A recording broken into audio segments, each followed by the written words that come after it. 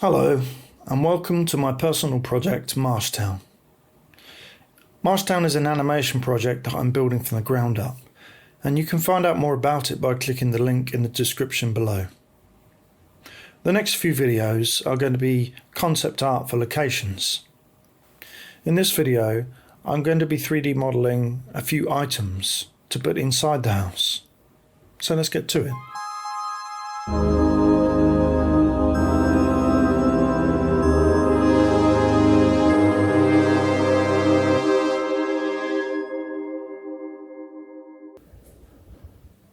You may recognise one of these tools from your childhood.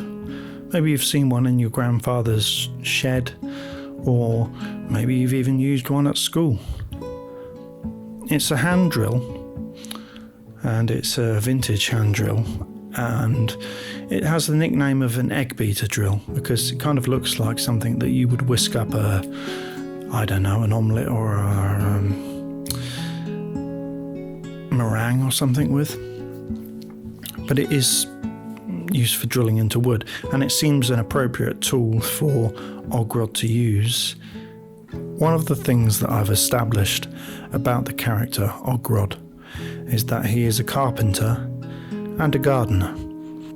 So it makes sense that he would have a few tools lying around the house. With that in mind, I decided to research a few of the things that would be available to him, or things that fit into this imaginary time period. During the world building video, I established that this is an imaginary 18th century southeast England setting. And so if he's doing carpentry, obviously he's not going to be using power tools and batteries in his home to, DIY projects or whatever it is that he gets up to. And so I'm going to try and recreate this inside of Blender as a 3D model. You can see I've got my trusty basic gnome here that I'm using again for a scale reference. And I'm thinking in my head, do I want this to be specifically made for him? Which I suppose is logical. If this is a place where gnomes exist, why wouldn't they create tools that are scaled towards them? Or is this something that he's scavenged or bought from a human, and so it would be larger for him proportionally than it would be for us, if you know what I mean? We would just hold it in our hands and turn it, and we would just rotate our wrist. Well, maybe he has to rotate his whole shoulder to get this thing going. So that's kind of going through my head as I create this. How large compared to him shall I make it?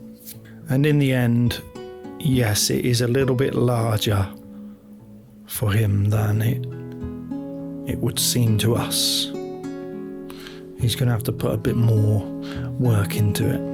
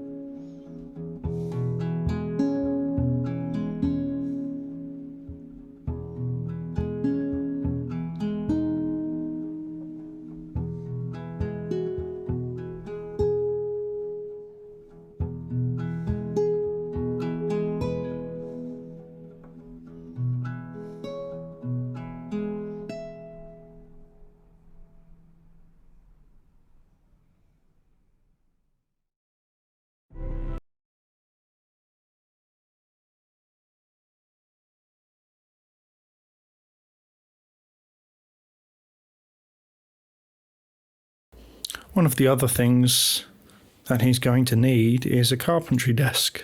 And so again, I referenced some vintage carpentry desks, and I'm trying to create one that looks like it's from that era. And I'm not going to be putting a lot of detail into this, but enough for me to use as a guide.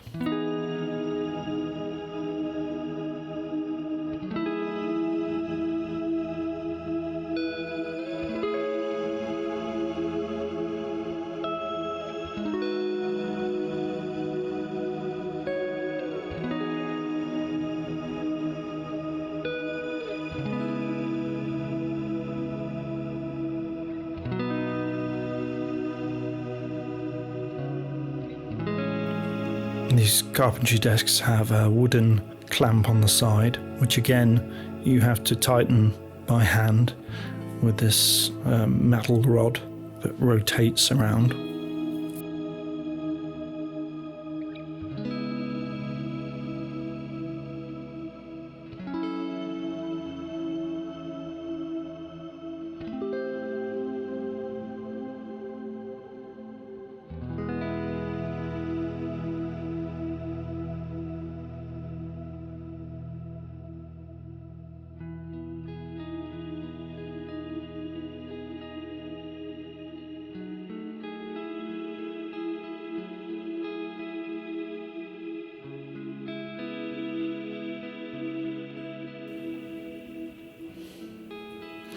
And these loop cuts that I'm making here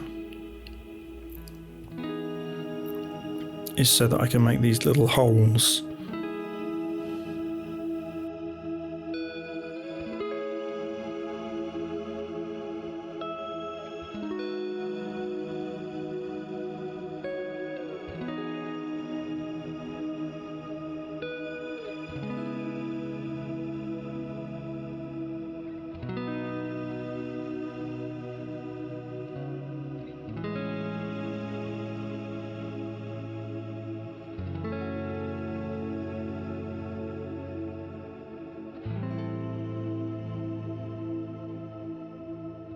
Later on I put a board on the wall which he could hang some of his tools on, and I made a couple of hammers there to go with that.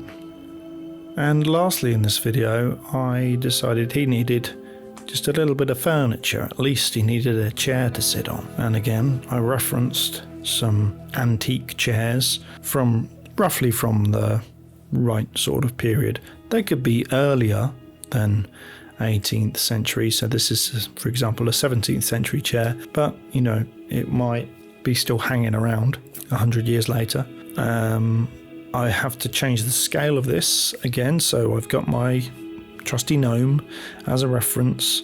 I can't have his little feet dangling high up of the chair. I don't want him to have to leap to get up it, so it's going to be a lot of a shorter chair. He has to be able to get on and off the chair comfortably, and it's possible that he's made this chair himself. And let's just place that chair in the living room. I've got to say, I quite enjoyed making this chair actually. It's a very simple chair, but I do think it resembles somewhat the reference that I used, including the yellow cushion that I placed on it afterwards.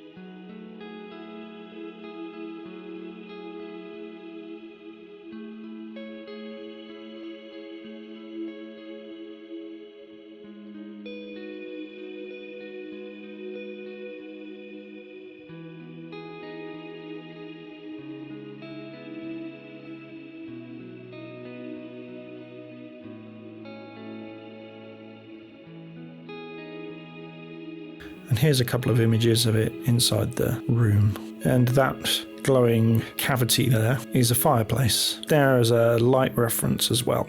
And that's it for the props video. Props and furniture, I suppose. A few little bits there to put into the house. I may create some more at some point. Whether I'll do a video, I don't know.